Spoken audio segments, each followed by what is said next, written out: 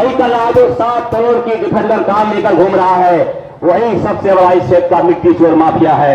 ऐसे लोगों से सावधान रहना है कि 7-7 करोड़ की कार लेकर घूम रहे हैं मिट्टी चोरी करके, वो आज आपके बीच में नेता बनकर घूम रहे हैं। इनको सबक सिखाने के लिए आपको संकल्प लेना है कि 2027 के चुनाव में बिठौर विधानसभा हो, अकबरपुर हरिया विधानसभा हो, घाटमपुर विधानसभा हो, महाराजपुर से लेकर जो भी अगर बगल विधानसभाएं हैं, जहां आपकी नातेदारी हो, रिश्तेदारी हो, आपके परिवार के लोग हो, सबसे कहिए कि हरा पिछड़ा दलित मुसलमान सब अखिलेश यादव की साइकिल को लेकर निकल पड़े और समाजवादी पार्टी की सरकार बनाए। आप सब लोग आए। हमारी नेता अंजलि सिंह ने जो कार्यक्रम किया है, इनका पहला कार्यक्रम था, कुछ हो सकता है कमियां रह गई हो, मैं इनकी तरफ से आप सबसे क्षमा मांगता हूं। इसी तरह समाजवादी पार्टी की आप मदद करते रहिए। बहुत बहुत धन्यवाद। जय हिंद, जय समाजवाद। इसको अपने विचार प्रस्तुत करें।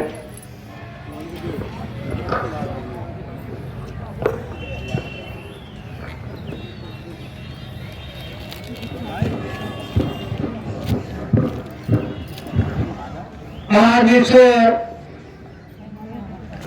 कहने की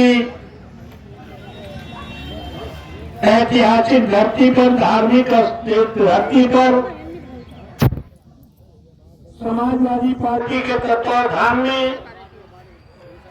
पीडीए पंचायत में आज इस कार्यक्रम में उपस्थित इस क्षेत्र से सम्मानित विधायक, समाजवादी पार्टी के सम्मानित जिलाध्यक्ष आदरणीय मुनीम शुक्ला जी, मंच पर विराजमान समाजवादी पार्टी की महिला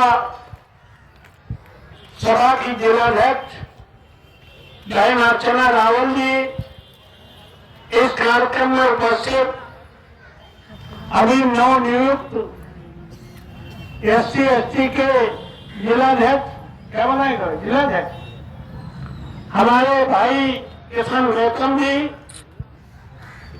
महाराजपुर से प्रभारी भाई मंजीत यादव जी, हमारे बहुत पुराने साथी और बहुजन समाज पार्टी अम्बेडकरवादी विचारधारा के पोषक राम सजीवन राही जी, इस कार्यक्रम में उपस्थित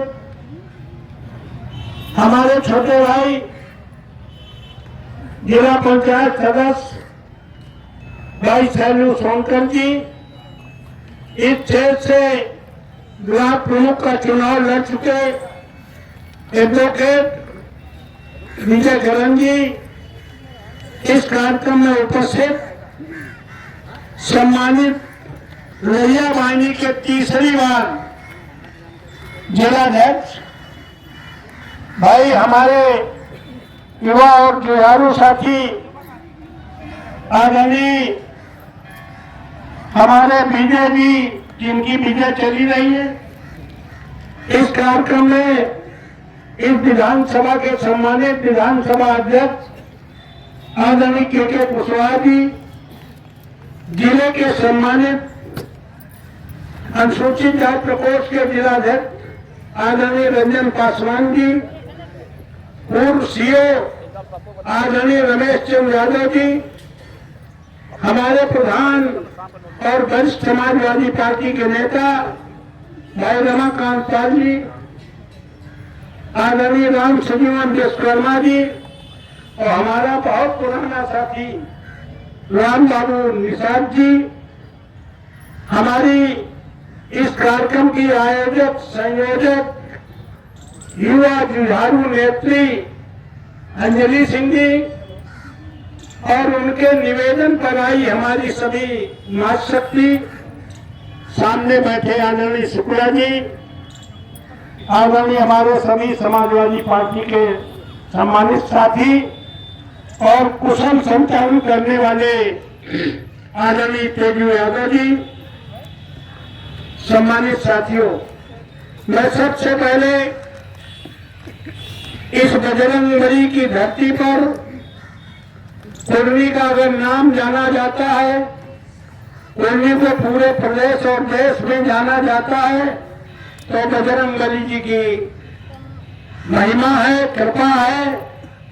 लेकिन आज हम आप लोगों को बजरंगबली जी के बारे में, उनके बल के बारे में, उनके गुण के बारे में कुछ बताएंगे। ये इसलिए बताएंगे, इस देश के धर्म के ठेकेदार एक बार भागवत प्रवचन कर रहे थे। कौन? शुक्ला जी, राम भद्राचार्य जी। मैं बसपा से एमपी था 2004 में। फूलबाग में बड़ा कार्यक्रम था। उन्होंने कोशिश करके हमें बुलाया तो हमने कहा भाई हम बसपा से एमपी हैं और भागवत हो रही है, उसमें बसपा वालों को बुलाने का क्या कारण है? कोई राम भद्राचार्य जी का व्यक्तिगत काम हो तो हमें लिख के भेज दें तो हम उनका काम कर देंगे, भागवत में काहे बुलाएंगे? हमने कहा अगर भागवत में बुलाएंगे तो अगर मंच से हमें बोलने देंगे तो हम आएंगे, वरना हम भागवत में नहीं आएंगे। जब वहां पहुंचे साइड में कह रहे थे तो उस समय राक्षस के द्वारा हनुमान जी की ठोड़ी काटने का प्रसंग कर रहे थे कि एक राक्षस ने वज्र चलाया तो हनुमान जी की ठोड़ी कट गई तो हन हो गए, कट हो गई ना, 326 हो गया, 326 अंग भंग हो गया, इसलिए हनुमान जी कहा गया। मैं गया, वो अपना प्रसंग कहते रहे, उसके बाद नंबर आया, हमारी शर्त थी, मंच में बिठाया, फिर बुलाया। उन्हें अंदाजा नहीं था कि पाल साहब हमारी भागवत को और ठीक से लोगों को समझा देंगे।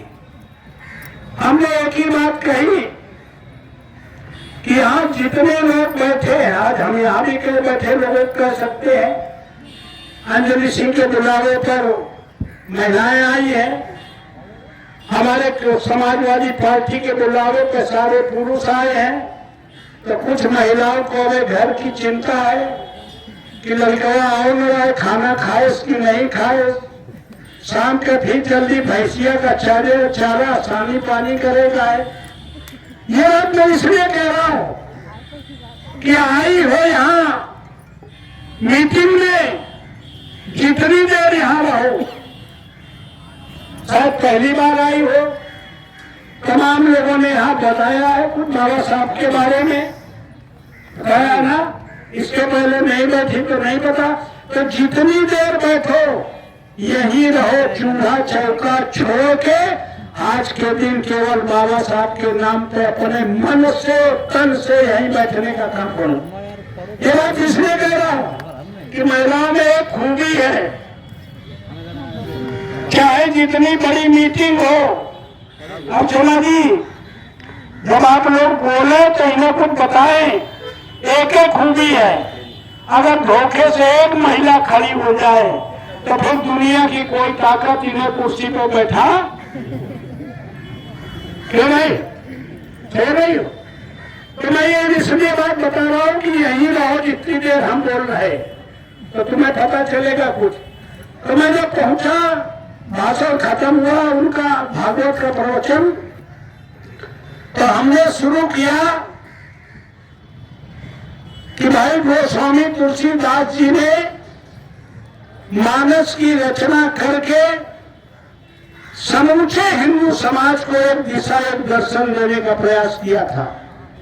उन्होंने कल्पना की थी कि कैसा परिवार हो जाए जो राम राज्य जैसी स्थिति हो जाए। हमका यहाँ 5 दिन से भागवत चल रही है, 5वें दिन हमें बुलाया है राम भद्राचार्य जी ने। कुछ लोग 5 दिन से लगातार भागवत सुन रहे हैं, लेकिन नहीं बता सकते कि पहले दिन राम भद्राचार्य जी ने क्या शुरुआत की थी, किस श्लोक से, किस प्रसंग से शुरुआत की। कुछ 4 दिन पहले नहीं बता, कोई 1 दिन पहले नहीं, कुछ अभी हमारे आने से पहले क्या कह रहे थे भद्राचार्य जी, ये भी मैं नहीं बता सकते, क्योंकि ये सब मानसिक क्रांत है, मानसिक शांति के लिए यहाँ आए हैं। लेकिन ये बैठे तो हिन है, लेकिन इनका मन नयागंज वाली दुकान में है। इसलिए बता नहीं सकते। तो हमने उनसे कहा कि हमने एमए किया है संस्कृत से, आप शंकराचार्य जी माफ करें, आप तुलसी पीठाधीश्वर हैं, जगत गुरु हैं, शंकराचार्य हैं, संस्कृत के प्रखंड विद्वान हैं और रामचरितमानस के व्याख्याता भी हैं। हमने कहा अभी आपने कहा था हमारे आने से पहले कि किसी राक्षस ने हनुमान जी पे वज्र चला दिया तो हनुमान जी की ठोड़ी कट गई, हन हो गया, इसलिए हनुमान कहते हैं इनको। हमने कहा हमने जहां तक समझा है, पढ़ा है, आप उसको आज क्लियर करेंगे। आपसे बड़ा विद्वान हमें किसी मंच पर अपनी शंका समाधान के लिए मिलेगा नहीं, इसलिए आप हमें बताएंगे भी, हमारे बोलने के बाद हमारी शंका का निवारण भी करेंगे। तो हमने कहा संस्कृत में हन प्रत्यय है, क्योंकि हमने संस्कृत पढ़ी है। और ये बात इसलिए बता रहा हूं कि बाबा साहब अम्बेडकर ने मनुस्मृति को अगर जलाया था तो उसमें खामियां थी, अगर विरोध किया था तो उन्होंने 14 भाषाओं का उन्हें ज्ञान था, क्या समझे? इसलिए उन्होंने कहा कि बहुत बड़े समाज को अगर मूर्ख बनाया जा रहा है, वो इसलिए बनाया जा रहा है कि इनको पढ़ने लिखने का अधिकार नहीं है। तो बाबा साहब ने पहली जरूरत क्या समझी कि पहला उन्होंने मंत्र दिया तो शिक्षित बनो। क्या बनो? शिक्षित बनो, फिर संगठित हो, जैसे आज संगठित हो गए, फिर संघर्ष करने की आवश्यकता नहीं पड़ेगी।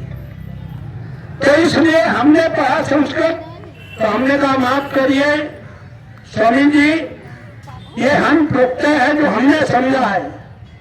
हन प्रत्यय है, हन माने होता है मारना, मान माने अहंग।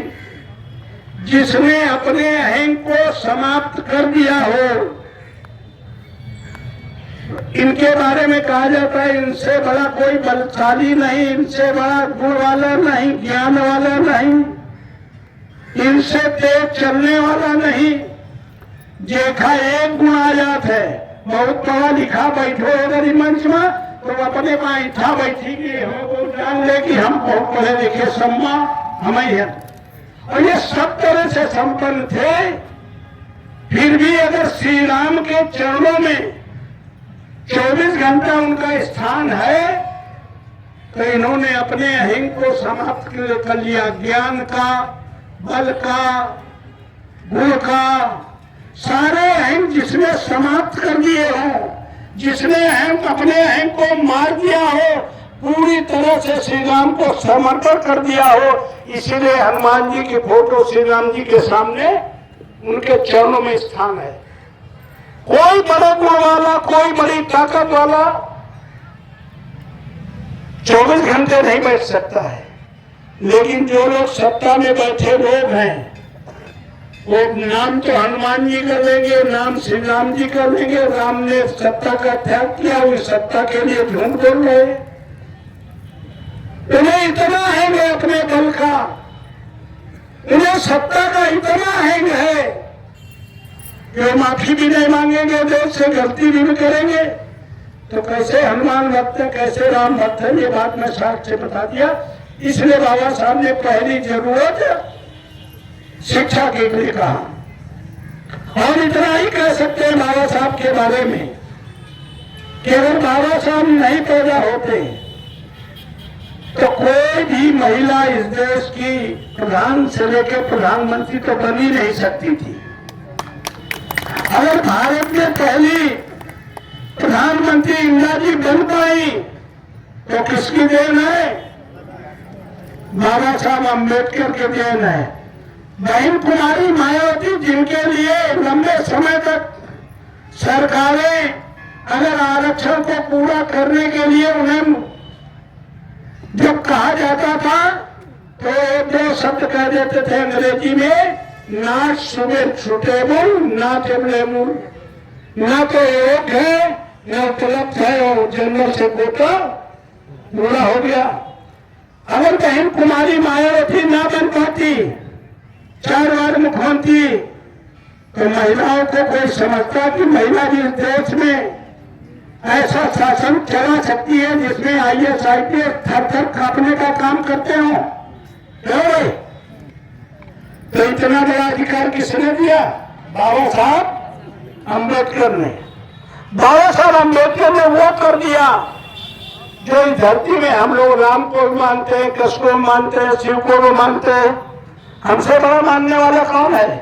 लेकिन इन सब से हट करके भी अगर किसी ने धरती में द्वापर त्रेता सतयुग के बाद अगर स्वर्णिम युग की शुरुआत करने का काम किया तो बाबा साहब अम्बेडकर ने 1 वोट का अधिकार देकर प्रधान से लेकर प्रधानमंत्री भारत में जन्मे किसी भी जात धर्म के आदमी को इतना बड़ा अधिकार धरती में किसी देवता किसी भगवान ने देने का काम नहीं किया। तो बाबा साहब जब अधिकार दे रहे थे तो यहाँ के लोग बहस कर रहे थे। जो भारत का संविधान बना जानते हो कितने दिन? 2 वर्ष 18 महीने 18 दिन लगे, यानी 12 दिन कम नहीं तो 3 साल में संविधान 174 बैठकें हुई, 674 संशोधन आए। उसके बाद ही भारत का संविधान बना। तो इस संशोधन के दौरान बड़ी बहस हुई विद्वानों से। ये भाई अंग्रेजों से हमने आजादी पाई है, काबिल अंग्रेज थे इसलिए 250 वर्ष चलाए हैं। अब काबिल लोग वोट डाले, काबिल लोग नेता बने, काबिल लोग देश चलाओ। तो बाबा साहब से कहा गया कि इस देश में तो 80% लोग बिना पढ़े लिखे हैं, ये वोट की कीमत क्या समझेंगे? तो वोट डालने का वो अधिकार उनको हो जो BA पास हो। बाबा साहब ने सोचा हमारा समाज का अंगूठा छाप है, अगर ये नियम पास हो गया तो कोई भी प्रधान बनने का सपना नहीं देख पाएगा। बाबा साहब ने रिजेक्ट कर दिया। दूसरी शर्त रखी है वोट देने का अधिकार उनको हो जिनके पास कम से कम 200 बीघा जमीन हो। फिर एक आदमी हाथ ऊंचा करो पूरे इलाके में देखे बाद 200 बीघा जमीन 76 साल बाद हो है किसी के पास? बाबा साहब ने सोचा हमारा समाज तो ज्यादातर भूमिहीन है।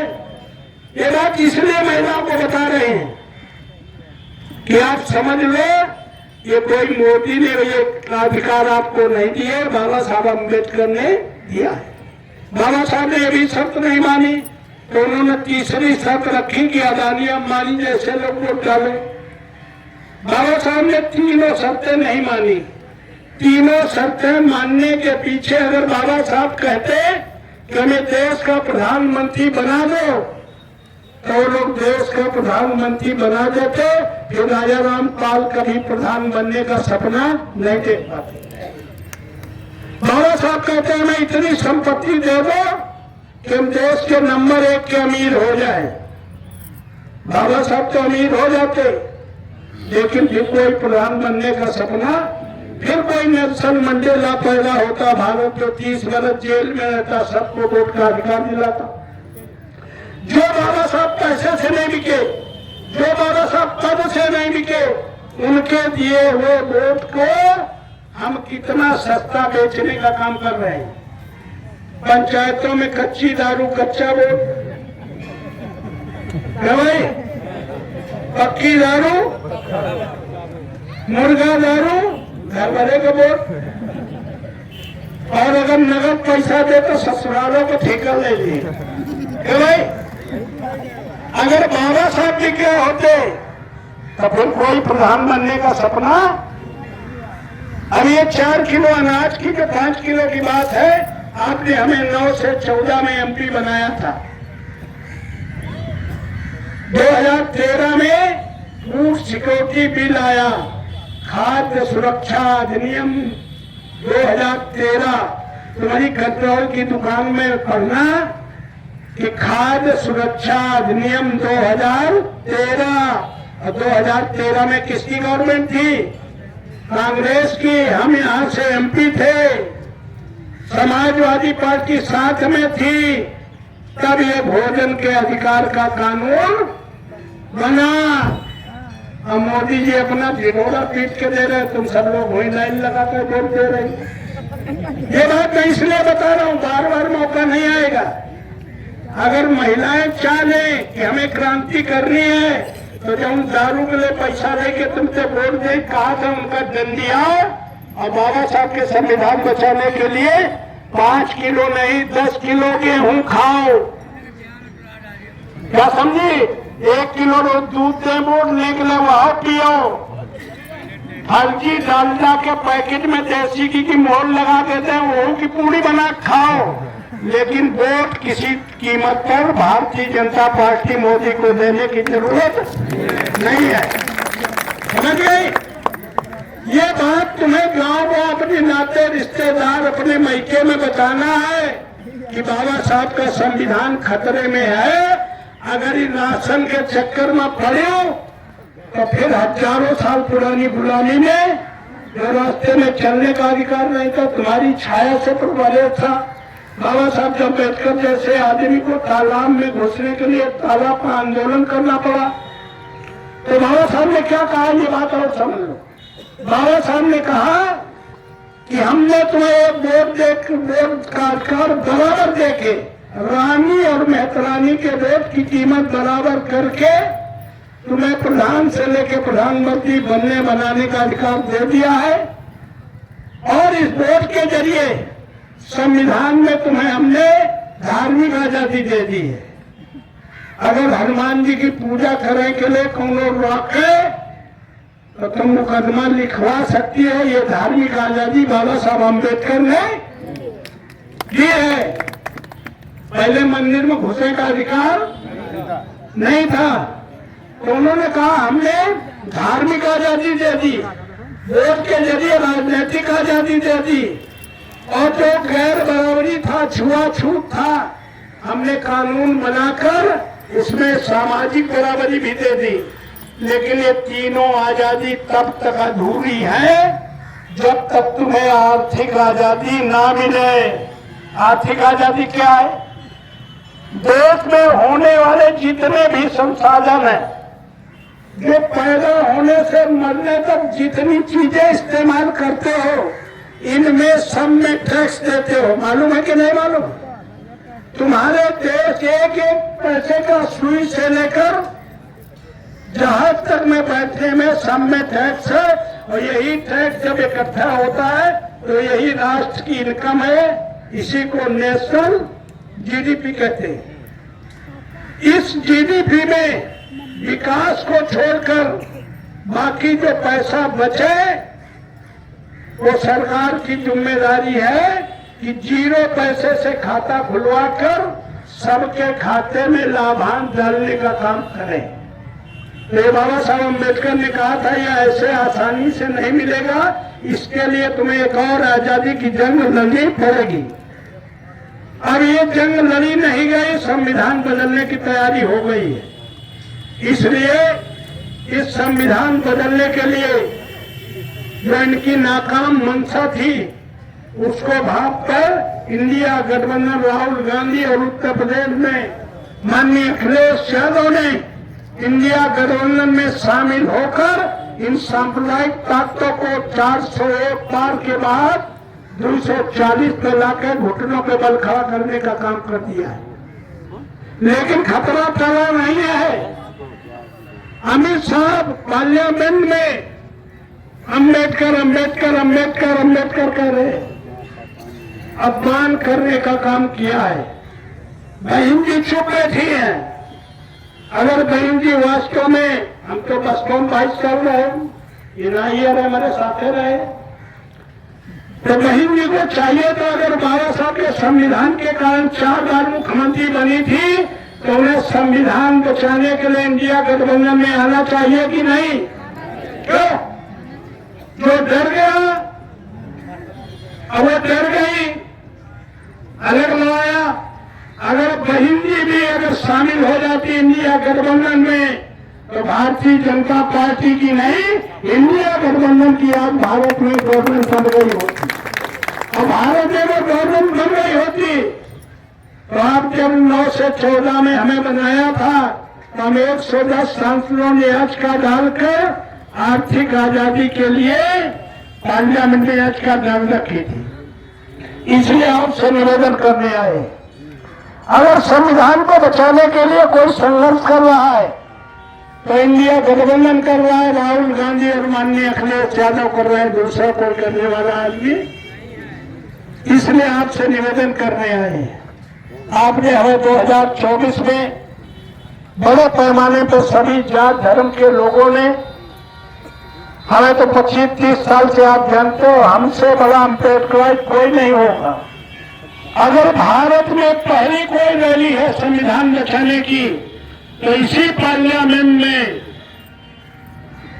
अकबरपुर में हमने 26 नवंबर बाबा साहब अम्बेडकर के संविधान दिवस पर संविधान बचाओ भागीदारी पाओ महारैली करने का काम समाजवादी पार्टी ने किया था, आपके भाई आपके साथी ने किया।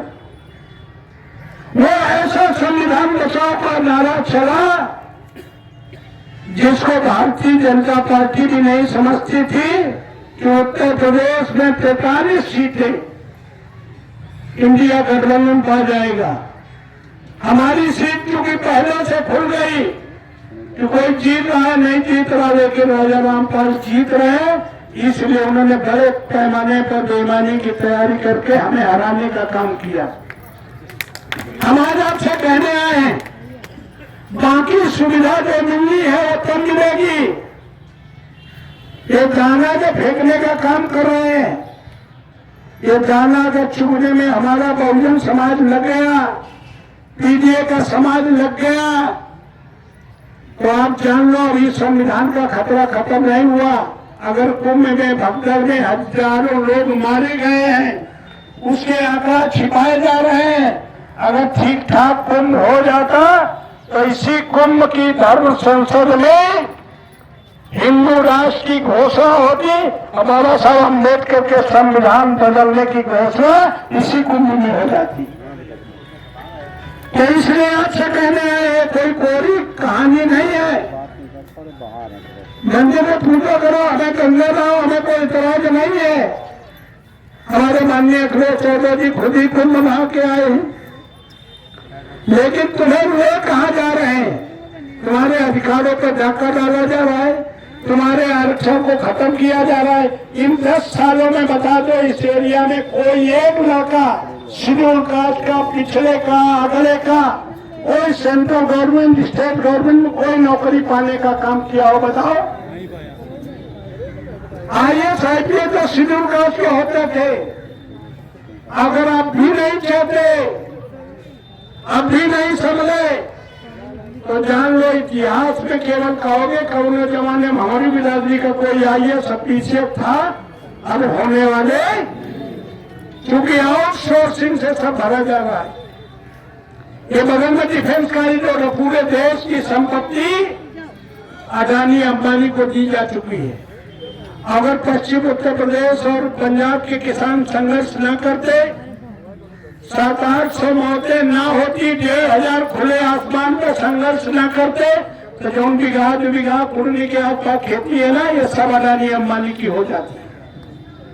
डिफेंस कॉरिडोर का तुम्हें पता है कि 14 से 16 लाख तक मुआवजा किसान को मिला है।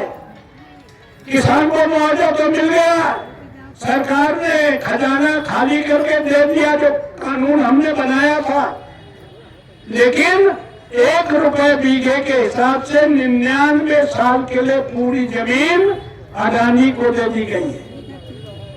और दे ही नहीं दी गई, वो अडानी जो डिफेंस की फैक्ट्रियां खुलेंगी उन्हें 30,000 रुपए गज में बेचने का काम कर रहा है। कौड़ी के भाव लिया और सोने के भाव बेचने का काम। ये तुम्हारी संपत्ति। बाबा साहब अम्बेडकर ने क्या कहा कि आज के बाद भारत में किस दिन 26 नवंबर 1949 के बाद बाबा साहब अम्बेडकर ने कहा कि हमने तुम्हें वोट का अधिकार नहीं दिया, आज के बाद तुम्हें भारत की धन और धरती का बराबर का हिस्सेदार बना दिया। क्या कर दिया? अगर सब पीडीए के लोग इकट्ठे हो जाए तो मैं चैलेंज करके कहता हूं, जो 1200 अम्बेडकर ने धन धरती बटने की बात की थी, आर्थिक आजादी की बात की थी, राजा रामपाल जिंदा रहेंगे तो पार्लियामेंट में कानून पास कराने का काम करेंगे, हम उनको चैलेंज के साथ कह जाते हैं। और जिस दिन वो आर्थिक आजादी मिल जाएगी, जिस दिन ऐसा कानून बन जाएगा, उस दिन फ्री के खैरात की चीजें, वृद्धा पेंशन, विधवा पेंशन, विकलांग पेंशन, मिड डे मील, शादी अनुदान करना धन, ये खैरात नहीं, हमें अधिकार चाहिए जो बाबा साहब अम्बेडकर ने दिया है। तो इसलिए इसके लिए पहला काम करना है कि नौकरी तब मिलेगी जब संविधान रहेगी, नौकरी तब मिलेंगी जब ये भारतीय जनता पार्टी सांप्रदायिक ताकतें प्रदेश और देश से बाहर होंगी। अखिलेश जी तब सब बात पाएंगे जब इन्हें गद्दी से उड़ा के बाबा जी को गोरखपुर भेजने का काम। तो इसलिए मैं कहने आया, कुर्मी की धरती पर अब बचने की जरूरत नहीं है, अब भटकने की जरूरत नहीं है, अब डरने की जरूरत, अब लालच में फंसने की जरूरत क्या नहीं है। अब तो एक संकल्प लेके हनुमान जी के मंदिर के पास जाओ कि हम संकल्प लेते हैं कि जिन बाबा साहब अम्बेडकर ने हमें इंसान बनाया और धन धरती का मालिक बनाया, बराबरी का अधिकार दिया, प्रधान से लेकर प्रधानमंत्री बनने का मौका दिया, उस बाबा साहब के संविधान को बदलने वालों को हम कतई बर्दाश्त करने का काम नहीं करेंगे। इसीलिए माननीय अखिलेश जी ने हाँ और मुनीम शुक्ला जैसे लोगों को लखनऊ में बुलाकर कहा कि भाई मीडिया सब छुपा रही है, सरकार की नाकामियां मीडिया छुपा रही है, लोग बात जो अखबार पढ़ रहे हैं वही समझ रहे हैं, जो टीवी देख रहे हैं वही समझ रहे हैं। आप लोग गांव गांव जाइए, दलितों को, पिछड़ों को, अक़लियत के साथियों को और सर्वहारा के उन लोगों को जिन्हें लोकतंत्र में आस्था है। अगर संविधान खत्म होगा तो पंडित जी का भी कोई यादव शुक्ला जी भी प्रधान नहीं बन पाएंगे, गलत फहमी न रहो के अगले वाले बन जाएंगे, फिर कोई भी ब्राह्मण नारी भी प्रधान बनने का सपना नहीं देख पाएगी। इसलिए अब लोग सोच रहे हैं कि अम्बेडकर वादी बड़े बड़े गाना गा रहे हैं, अम्बेडकर संविधान का खतरा है, हमार का खतरा है, फिर तुम्हें केवल मंदिर में घंटे बजाने के अलावा कुछ मिलने वाला न नौकरी मिलने वाली है, न संपत्ति मिलने वाली है, फिर केवल घंटा बजाने की जरूरत पड़ेगी। इसलिए अगर समाज के लोगों से कहना चाहता हूँ, तुम खुद भी गुमराह न हो, इन दलितों, पिछड़े, अक़लियत के लोगों में इनको गुमराह तो करो ही नहीं, इन्हें सही रास्ता दिखाओ कि हम तो बाबा साहब अम्बेडकर के संविधान बचाने के लिए घबराइए नहीं, तुम्हारे साथ है। इसलिए ये आने वाला जो चुनाव है, जब भी आए, इन सांप्रदायिक ताकतों के खिलाफ एकजुट होने के लिए गांव की, लौड़ी की, नाली की, खरंजा की, चक्रोट की लड़ाई छोड़ करके बड़ी लड़ाई जो संविधान की है, सम्मान की है, अधिकार की है, उसको लड़ने के लिए, एकजुट होने के लिए हमारे नेता ने आवाज किया है। आओ हम सब संकल्प लेके जाएं कि हम पीडीए के लोग इकट्ठा होकर बाबा साहब अम्बेडकर के संविधान बचाने के लिए बिना डरे, बिना बटे, बिना लालच में फंसे आने वाले समय में समाजवादी पार्टी का प्रत्याशी को बड़े पैमाने पर जिताने का काम करेंगे और गांव और गली में सबको बताने का काम करेंगे कि पीडीए ही है जो संविधान बचा सकता है, पीडीए ही है हमारे आने वाले पीढ़ी के अधिकार को बचा सकता है, पीडीए ही है जो आरक्षण बचा सकता है। इसलिए पीडीए का साथ देने का काम करेंगे। इसी के साथ पुनः भाई अंजलि सिंह जी को, जिन्होंने बैठक की है और हमारी बात शक्ति को हमसे रूबरू कराने का काम किया है, इतनी अगर महिलाएं अपने मायके और रिश्तेदारी में कह दें तो बाबा जी और मोदी जो फर्जी राशन का एहसान बताता है ना, उसे धूल में मिलाकर पीडीए को ताकत देने का काम करेंगी। बहुत बहुत धन्यवाद। जय हिंद, जय भारत।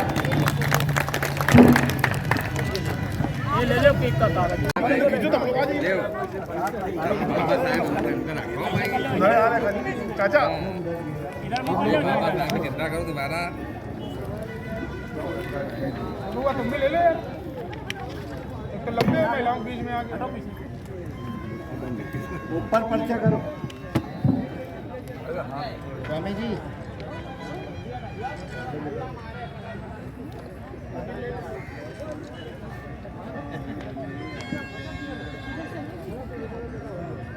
बस